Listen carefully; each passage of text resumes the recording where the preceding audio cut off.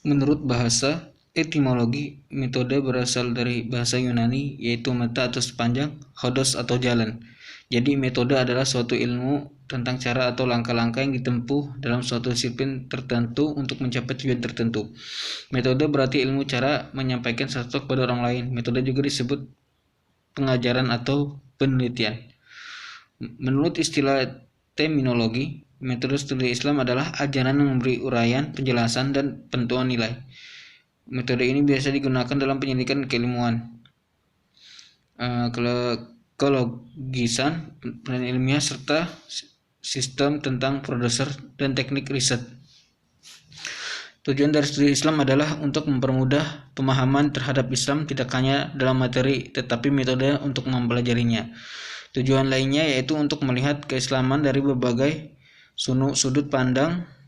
Metodologi studi Islam mengarahkan kita pada cara memahami Islam secara metodologis dengan jalan melakukan kajian dan penelitian tentang Islam.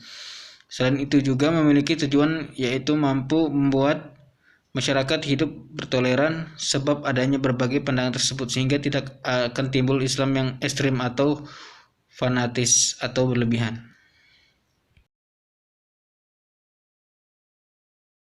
Secara materi, Barat sampai saat ini tidak mampu mengeluarkan sarjana-sarjana yang menguasai bidang-bidang tertentu dari ilmu Islam, seperti ahli tafsir, ahli hadis, ahli fikih, ahli bahasa, ahli sejarah, dan sebagainya.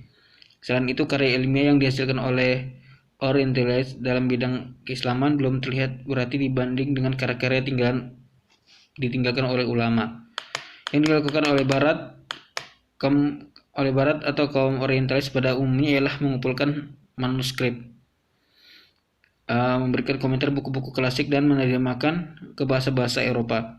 Yang agak bernilai dari karya mereka adalah ensiklopedia hadis dan sejarah sastra Arab. Karya yang pertama memang bermanfaat bagi orang-orang yang mengenal hadis, tetapi dia bukanlah segala-galanya dalam dunia hadis. Kitab-kitab ensiklopedia hadis yang lebih lengkap telah lebih dulu diwariskan oleh ulama-ulama hadis. Hanya saja metodenya berbeda, bahkan kekeliruan dan kelemahan-kelemahan karya orientalis itu cukup banyak dihimpun dalam buku Ad-Dawa al-Akhta al-Mustayrikin oleh Dr. Sa'ad al-Mursafi. Sebagian besar karya-karya orientalis diwarnai oleh sikap-sikap seperti memutarbalikkan fakta, memalsukan sejarah, menyalahkan paham teks, serta menyusup kebohongan dan fitnah. Tetapi secara umum karya-karya sebagian orientalis yang jujur itu kita hargai dan bermanfaat bagi sebagian peneliti, khususnya pemula. Tetapi porsinya harus dilihat secara objektif tanpa dilebih-lebihkan, sebab semua itu tidak ada artinya bila dibandingkan dengan karya ulama-ulama kita yang klasik ataupun modern yang tidak tertampung oleh perpustakaan manapun di dunia karena banyaknya. Jadi perbedaannya, studi Islam itu di dunia Arab kaya dengan materi tetapi lemah di bidang metodologi. Sementara di sisi lain studi Islam Barat miskin materi tetapi kaya dalam metodologi.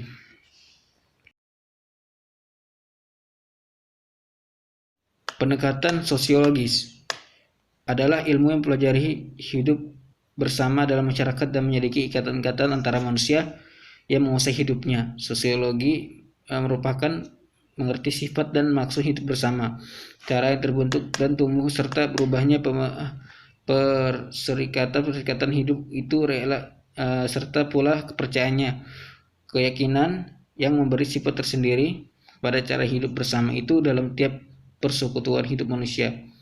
Selanjutnya pendekatan historis. Sejarah atau historis adalah ilmu suatu yang membahas berbagai peristiwa dengan memperhatikan unsur tepat, waktu, objek, latar belakang, dan pelaku dari peristiwa tersebut.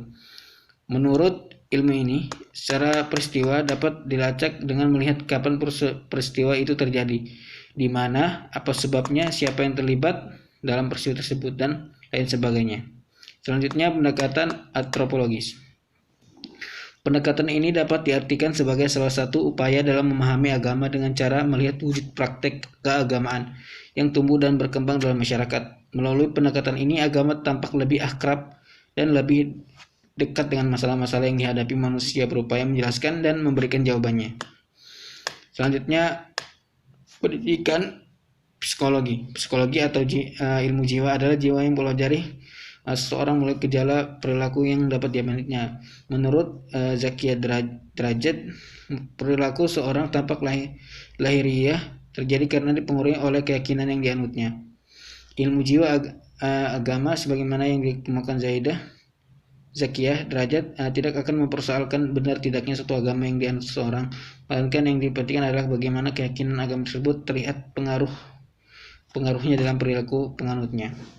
Selanjutnya, pendekatan studi Islam normatif adalah suatu pendekatan ajaran agama Islam yang memandang ajaran dari segi Al-Quran. Pendekatan ini merupakan pendekatan yang memandang agama Islam dari segi ajarannya, yang pokok dan asli dari Tuhan, yang di dalamnya belum terdapat penalaran atau penafsiran dari pemikiran manusia.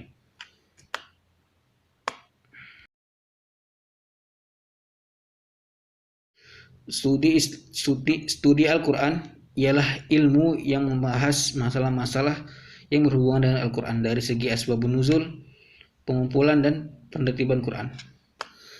Metode tafsir Quran. Yang pertama, metode tahlili. Metode ini adalah yang paling tua dan paling sering digunakan. Menurut Muhammad Bakir As-Sadr, metode ini disebut sebagai metode tajzi.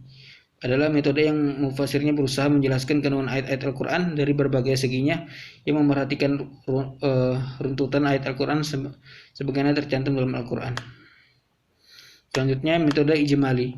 Metode ini adalah metode berusaha menafsirkan Al-Quran secara singkat dan global dengan menjelaskan makna yang dimaksud tiap kalimat dengan bahasa ringkas sehingga mudah dipahami. Urutan penafsiran sama dengan metode tahlili, namun memiliki perbedaan dalam hal penjelasan yang singkat dan tidak panjang lebar. Selanjutnya, metode muqarrin. Tafsir ini menggunakan metode perbandingan antara ayat dengan ayat, atau ayat dengan hadis, atau antara pendapat-pendapat para ulama tafsir dengan menonjolkan perbedaan tertentu dari objek yang terbanding itu. Selanjutnya, metode maudhui. Tafsir berdasarkan tema yang memilih satu tema dalam Quran untuk kemudian menghimpun seluruh ayat Al-Quran yang berkaitan dengan tema tersebut, baru kemudian ditafsirkan untuk menjelaskan makna tersebut. Selanjutnya, pada dasarnya hadis memiliki fungsi utama sebagai penegas, memperjelas, dan menguatkan hukum-hukum dan hal lain yang ada di Al-Quran. Para ulama sepakat setiap umat Islam diwajibkan untuk mengikuti perintah yang ada di hadis sahih. Selanjutnya, langkah-langkah penelitian sanad hadis ini dijelaskan bahwa ada 4 langkah yang penting harus dilakukan, yakni melakukan takhjirul hadis. Yang kedua, membuat itibar, yakni membuat skema tentang sanad hadis. Yang kedua, meneliti periwayat dan metode periwayatannya. Yang keempat, mengambil natijah atau kesimpulan. Terima kasih. Assalamualaikum warahmatullahi wabarakatuh.